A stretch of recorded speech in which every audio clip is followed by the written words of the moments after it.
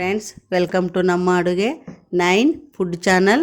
ಬನ್ನಿ, ಇವತ್ತೊಂದು ಹೊಸ ರೆಸಿಪಿ ತಂದಿದೆ ನೋಡಿ. ಇದು ಮಾವಿನಕಾಯಿ ಉಪ್ಪಿನಕಾಯಿ ಆಂಧ್ರ ಸ್ಟೈಲಲ್ಲಿ ಹಾಕೋದನ್ನು ನಾನು ನಿಮಗೆ ಹೇಳ್ಕೊಡ್ತೀನಿ, ಯಾವ ರೀತಿ ಹಾಕೋದು ಅಂಥೇಳಿ ನೋಡಿ. ಮೊದಲು ನಾನು ಒಂದು 20 ಮಾವಿನಕಾಯಿ ತೆಗೆದುಕೊಂಡಿದ್ದೇನೆ. ಅದನ್ನೆಲ್ಲ ಕ್ಲೀನಾಗಿ ತೊಳೆದ್ಬಿಟ್ಟು ಕಟ್ ಮಾಡಿದ್ದೇನೆ. ಮಾವಿನಕಾಯಿ ಕಟ್ ಮಾಡೋದೇ ಒಂದು ಇಳಿಗೆ ಇರುತ್ತೆ, ದೊಡ್ಡದೊಂದು ಮಾವಿನಕಾಯಿ ಕಡಿಯೋದು ಅಂತಾರೆ ನಮ್ಮ ಉತ್ತರ ಕರ್ನಾಟಕದಲ್ಲಿ. ಕಡಿದು ಹಾಕ್ಬೇಕು ಅದನ್ನು, ಅಂದರೆ ಚೆನ್ನಾಗಿರುತ್ತೆ. ನಮ್ಮ ಚಾನಲ್ ಬೇಗ ಸಬ್ಸ್ಕ್ರೈಬ್ ಮಾಡಿ, ಲೈಕ್ ಮಾಡಿ ಮತ್ತು ಶೇರ್ ಮಾಡಿ. ನಂತರ ನಾನು ಒಂದಿಷ್ಟು ಬೆಳ್ಳುಳ್ಳಿ ತೆಗೆದುಕೊಂಡಿದ್ದೇನೆ, ಒಂದು ಅರ್ಧ ಪಾವು ಕೆ ಜಿಯಷ್ಟು. ಅದನ್ನು ಹೆಸಳನ್ನು ಸುಲಿದಿಟ್ಟೇನೆ. ಹಾಗೆ ಮೆಂತ್ಯಕಾಳು ತೆಗೆದುಕೊಂಡಿದ್ದೇನೆ, ಹಾಗೆ ಸಾಸಿವೆ ತೆಗೆದುಕೊಂಡಿದ್ದೇನೆ. ಸ್ವಲ್ಪ ಜಾಸ್ತಿ ಹಾಕ್ಬೇಕು ಸಾಸಿವೆ, ಅಂದರೆ ಉಪ್ಪಿನಕಾಯಿ ಕೆಡುವುದಿಲ್ಲ. ನಂತರ ಅಚ್ಚ ಖಾರದ ಪುಡಿ, ಇದು ಅಚ್ಚ ಖಾರದ ಪುಡಿ ತೆಗೆದುಕೊಂಡಿದ್ದೇನೆ ನೋಡಿರಿ, ಚೆನ್ನಾಗಿರುತ್ತೆ. ಈಗ ಮೊದಲು ಬಾಣಲೆಯನ್ನು ಗ್ಯಾಸ್ ಮೇಲೆ ಇಟ್ಬಿಟ್ಟು ಮೆಂತ್ಯಕಾಳನ್ನು ಬಿಸಿ ಮಾಡ್ತಾಯಿದ್ದೇನೆ. ಮೆಂತ್ಯಕಾಳನ್ನು ಯಾವಾಗಲೂ ಉಪಯೋಗಿಸುವಾಗ ಸ್ವಲ್ಪ ಬಿಸಿ ಮಾಡಬೇಕು ಅದನ್ನು, ಅಂದರೆ ಅದು ರುಚಿ ಇರುತ್ತೆ. ಹಾಗೆ 1 ಕೆ ಜಿಯಷ್ಟು ನಾನು ಒಂದು ಎಣ್ಣೆ ತೆಗೆದುಕೊಂಡಿದ್ದೇನೆ, ಒಳ್ಳೆ ಎಣ್ಣೆ ಅಂತೀವಿ ನಾವು ಇದನ್ನು, ಅಡುಗೆಗೆ ಉಪಯೋಗಿಸ್ಕೊಳ್ಳೋ ಎಣ್ಣೆ. ಹಾಗೆ ಅರಿಶಿನ ಪುಡಿಯನ್ನು ತೆಗೆದುಕೊಂಡಿದ್ದೇನೆ. ಈಗ ನೋಡಿ, ಮಾವಿನಕಾಯಿ ಉಪ್ಪಿನಕಾಯಿ ಕಟ್ ಮಾಡಿಟ್ಟಿದ್ನಲ್ಲ, ಅದನ್ನೆಲ್ಲ ಒಂದು ಬುಟ್ಟಿಯಲ್ಲಿ ಅಥವಾ ಪಾತ್ರೆಯಲ್ಲಿ ಹಾಕಿಬಿಟ್ಟು ನಾನೇನೇನು ತೆಗೆದುಕೊಂಡಿದ್ದೇನೆ ಅದನ್ನೆಲ್ಲ ಹಾಕಿದ್ದೇನೆ.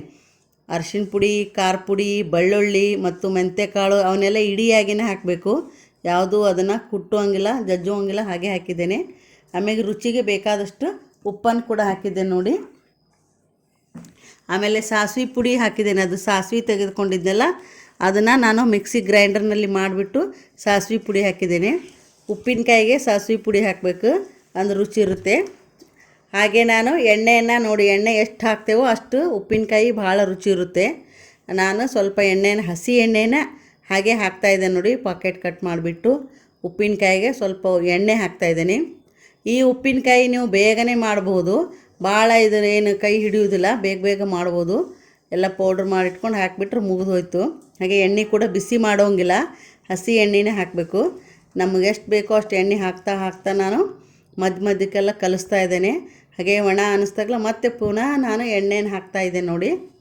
ಹೀಗೆ ನಾವು ಎಲ್ಲ ಕಡೆ ಎಣ್ಣೆನ ಹಾಕಿಬಿಟ್ಟು ಪ್ರತಿಯೊಂದು ಉಪ್ಪಿನಕಾಯಿಗೂ ಎಣ್ಣೆ ತಾಗಬೇಕು, ಆ ರೀತಿ ಎಣ್ಣೆ ಹಾಕಿ ಮತ್ತೆ ನಾನೇನು ಮಾಡ್ತಾಯಿದ್ದೇನೆ ಫ್ರೆಂಡ್ಸ್, ಕಲಿಸ್ತಾ ಇದ್ದೇನೆ ನೋಡಿರಿ.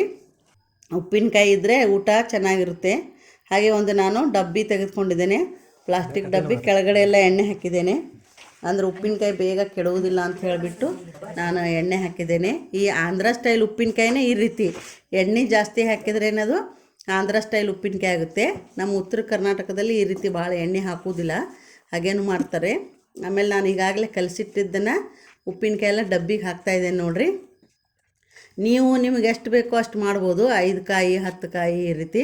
ನಾನು ಒಂದು 20 ಕಾಯಿ ತೆಗೆದುಕೊಂಡಿದ್ದೇನೆ ನೋಡಿ. ಈ ರೀತಿ ಮಾಡಿ ಇಟ್ಟುಬಿಟ್ರೆ 6 ತಿಂಗಳು 1 ವರ್ಷದವರೆಗೆ ಕೆಡುವುದಿಲ್ಲ, ತುಂಬ ರುಚಿ ಇರುತ್ತೆ. ಬಿಸಿ ಬಿಸಿ ಅನ್ನದ ಜೊತೆಗೆ ನೀವು ಕಲಿಸ್ಕೊಂಡು ತಿನ್ಬೋದು ಫ್ರೆಂಡ್ಸ್, ಆಂಧ್ರ ಸ್ಟೈಲ್ ಉಪ್ಪಿನಕಾಯಿ. ನೀವು ಬೇಗ ನಮ್ಮ ಚಾನಲನ್ನು ಸಬ್ಸ್ಕ್ರೈಬ್ ಮಾಡಿ, ಶೇರ್ ಮಾಡಿ, ಲೈಕ್ ಮಾಡಿ. Thank you. ಮತ್ತೆ ಸಿಗೋಣ.